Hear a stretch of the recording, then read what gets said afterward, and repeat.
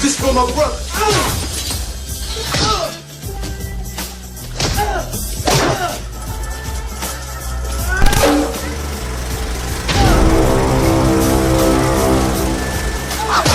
Check it out. What do you get when you combine the Kane and Able relationship from Boyz N the Hood mixed with the chemistry of Poetic Justice, Jason's lyric? A movie created to add balance to the negative paradigm that too often misrepresents us. Enter Jason, who's not an athlete, rapper, or gangster. He's just a straight-laced 9-to-5 guy from the 5th Ward of Houston that found love. In Jason's lyric, we see you ain't gotta be hard, you just gotta have heart. Check it out. If you're new to the channel, like and subscribe to become a hood figure. That way you can recommend what movies I should do next. But for now, check it out. What's it about? A guy named Jason is on a bus reminiscing about the trauma that self-destruction causes and the serenity of silence that love can bring. Our guy is Jason. He lives a life on the straight and narrow, but his brother Josh, on the other hand, often strays. They operate on a level where one messes up and the other often cleans things up afterwards. When this cycle comes to an end because one finds love, it creates jealousy and fear in the other brother, causing him to act out. Check it out. Characters. Mad Dog, supremely played by Forrest Whitaker, was a kind and gentle loving father and husband prior to Vietnam. Returning after war with a hostile, abusive temperament as an amputee with PTSD, his wife Gloria mentions that more resources should have been available for him after the service. At his core, who he was died in the military. What returned was just a shell of a shattered man. Gloria, played by Suzanne Douglas from Parenthood, of course, was Mad Dog's wife and mother of Jason and Josh, a woman of high morals and values. She's used to putting her children before herself. She loves them both, but understands she's lost one. After losing a husband, she doesn't want Jason to become lost as well. You can tell she's definitely the reason Jason was so sweet and kind. The Alexander brothers couldn't be more opposites. One's light-skinned, the other's dark-skinned. One's tender, the other's hard. One's a savage, the other's chivalrous. One unconditionally loves their mother. The other understands why a man would abuse her. Josh, as a kid, was an angry child due to an abusive, alcoholic, aggressive father. Released from prison for the 4th time, even angrier than he went in. He's a manic depressive alcoholic that's volatile. I knew Mad Dog's ghost was somewhere to be found, but I had no idea it was in my own house. Him and Mad Dog lives are exclusively parallel. I'm pretty sure prison changed Josh, just like Nam did Mad Dog. Josh's issue is he's too comfortable being a lowlife in the hood, not progressing. Jason, a true gentleman, sensitive, soft-spoken, and tender-hearted. Want nothing more than to get out the 5th Ward, recognizing how trivial the streets can be. He has no issue with making an honest living, fixing TVs, wearing a uniform. Since the age of 11, he's been haunted by nightmares of his father's death, acting like he's obligated to assume the responsibility of the vacancy of his father's passing. Good thing he found love to help him process that. Lyric, to me, is the Texas version of Justice from Cali. A woman tired of her ghetto surroundings, feeling trapped, wanting to be free of the burden the hood brings. She wants love, just not the type that comes from a gangster or a thug. Alonzo, played by Tretch, is a local gang leader and brother of Lyric. He's the typical tough guy from the hood that kind of scares everybody. It's his crew that plans to rob a bank. And in many ways, he's who Josh wants to be like. Marty is my favorite person in the film. She's Lyric's friend and owner of the restaurant Lyric works at. She's also in a relationship with Lyric's brother. Marty's a real one. Seeing Lyric falling in love, she's 100 with her all the way, recommending when it comes to love, a quiet storm is far better than a loud thunderstorm. Cause that's what she got, man. Oh yeah, and for a bit of comic relief, we got Eddie Griffin up in here playing the character of Rat. He one of the homies from the hood that everybody know, man. Check it out. What I see?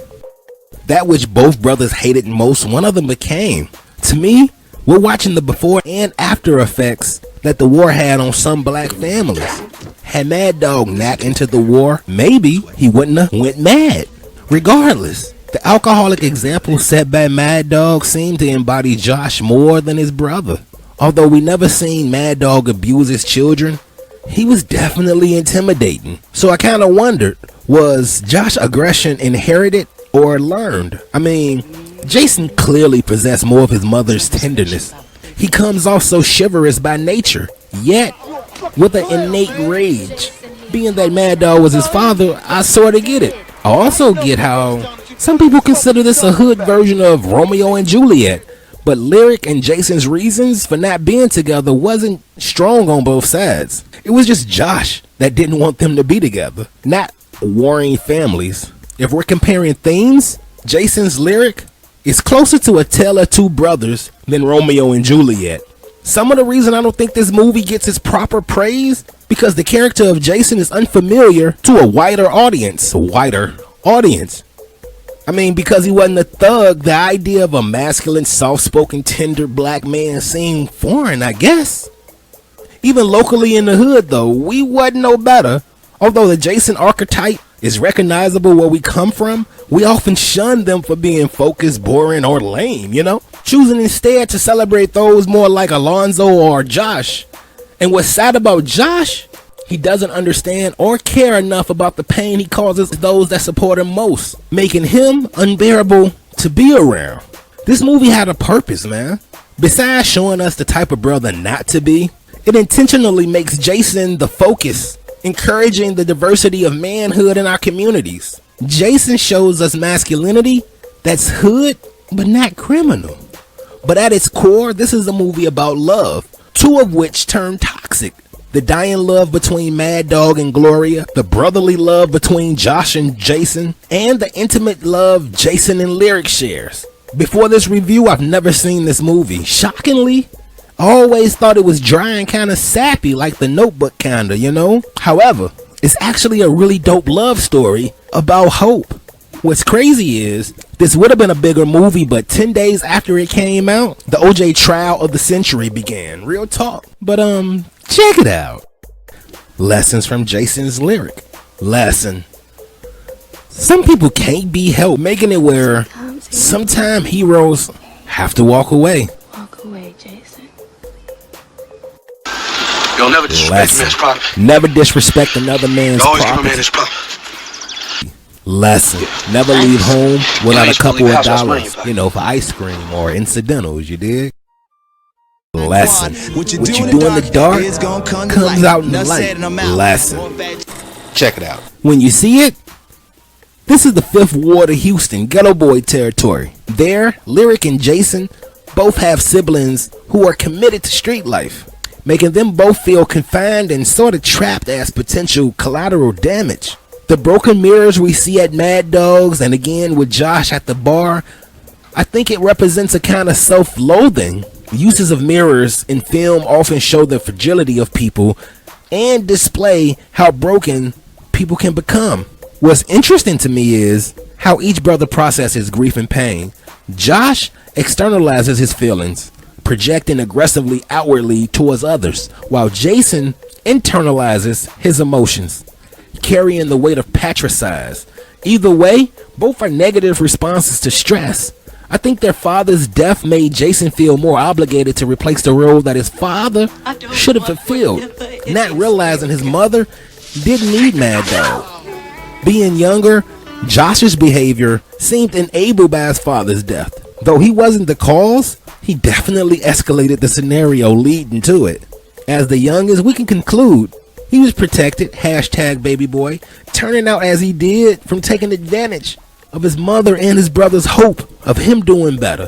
Throughout the movie, gems from a bum are offered by the use of a Greek chorus to connect transitions, By the way, the character of Fast Freddy serves to exemplify how life will continue to progress, even if you're not progressing.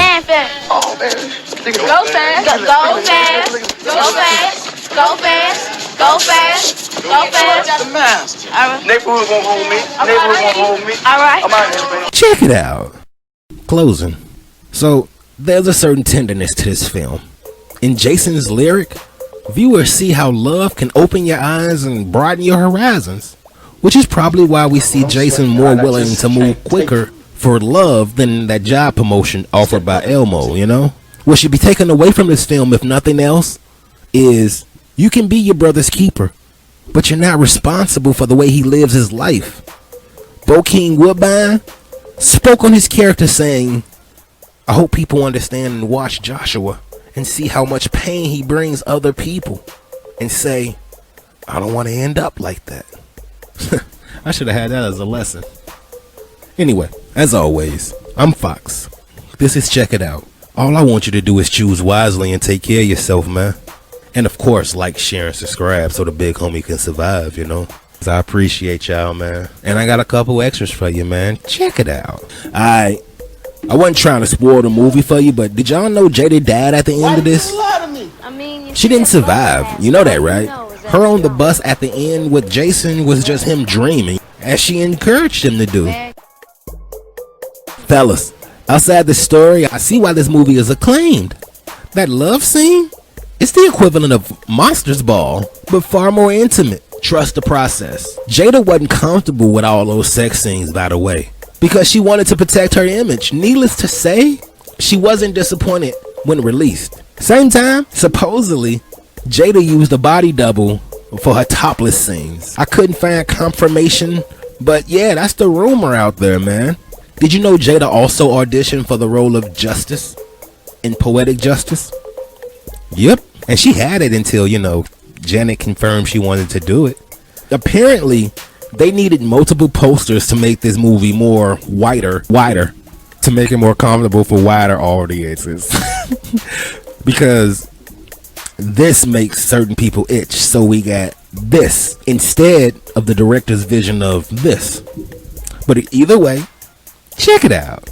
I appreciate y'all, man. Y'all rock with me. I rock with y'all, man. Y'all gotta share this with somebody so his channel can grow, man, you know? And hit that like for sure. Look, here's a couple questions. Like, what is it about the Bayou that makes you want to kill your parents? I mean, you saw the Eve Bayou review, right? What did you like about Jason's lyric? Appreciate you watching and listening up to this point, man. Yo, leave me a comment. Let me know what you think of this, man. And, share this with your people. I'm out. Go say it. Go say it. Go say it. It's lit. Say it. It's lit. So you was in the joint with Joshua? You a nosy motherfucker, ain't you? Inquiring minds want to know. Brothers from the wood. Every time he get out, you start f***ing up. 16 years old. Used to be the smartest nigga in the hood. Dog couldn't have been too smart. Watched it, man.